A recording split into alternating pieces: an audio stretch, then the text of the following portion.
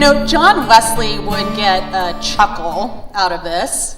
John Wesley was the parent of Methodism, which is the tradition that my church, the United Methodist Church, came out of. In the 18th century, he was a priest in the Church of England. He was brilliant and probably neurodivergent. He kept a meticulous journal using a code that he developed that was only cracked in my adult lifetime, some 200 years after the fact. That journal contained his reflections, but also chronicled his spiritual practices, which were many and very ordered. So his journal says things like, I read the Bible at this time of day, and I fasted on these days, and I prayed at these times, and I attended worship at these times and places. He formed a club of his fellow young neurodivergent priest buddies, and they all engaged in this disciplined set of practices together. They were so orderly about this that other people referred to them pejoratively as Methodists because they were so methodical. The early Methodists did this because they were in love with God and they wanted to be grounded so that they could let other people know that they were loved by God unconditionally. In fact, in order to share this message of unconditional love, Wesley was willing to do things that were considered beneath a priest's station at the time. And one of those was field preaching.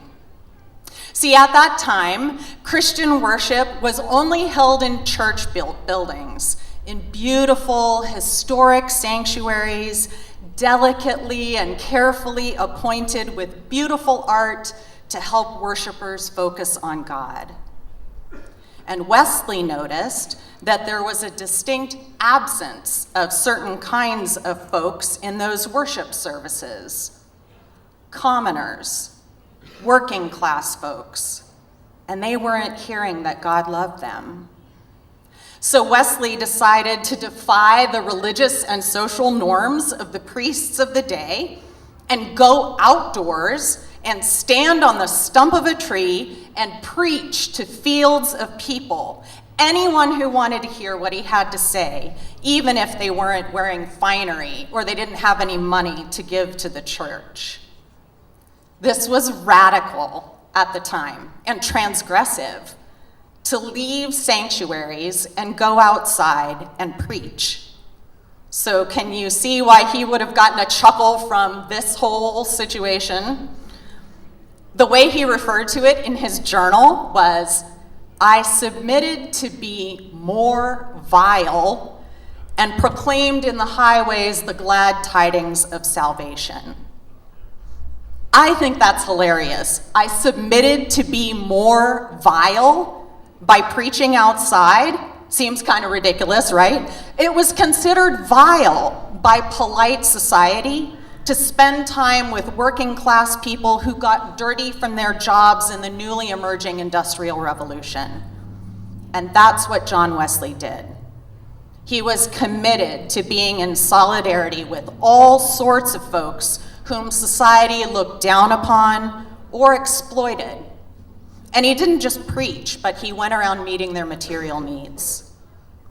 He spent so much time with people who were constantly exposed to poor sanitation and with incarcerated people who were subject to filthy prison conditions that he was rumored to regularly have lice. More vile. Can you say more vile with me? Let's try it again. Can you say more vile with me? More vile. That seems pretty Jesus-y to me, what Wesley did. Jesus hung out with the untouchables, the lepers, a bleeding woman, a man born blind, maybe sex workers, people who were ostracized, and with people whom society relegated to a lower status and accorded no power, like women and children. If hanging out with groups of people that are considered common or marginalized or exploited by those in power is being more vile, I want to be more vile. Do you want to be more vile? Yeah. I'd like to see those cards. You have those green cards. Do you want to be more vile? Yeah. Do you want to be with people whose basic needs are not met by the system? Yeah. That makes you more vile. Do you want to be with your neighbors who weren't born in this country? Yeah. That makes you more vile. Do you want to hang out with LGBTQ folks? And what does that make you?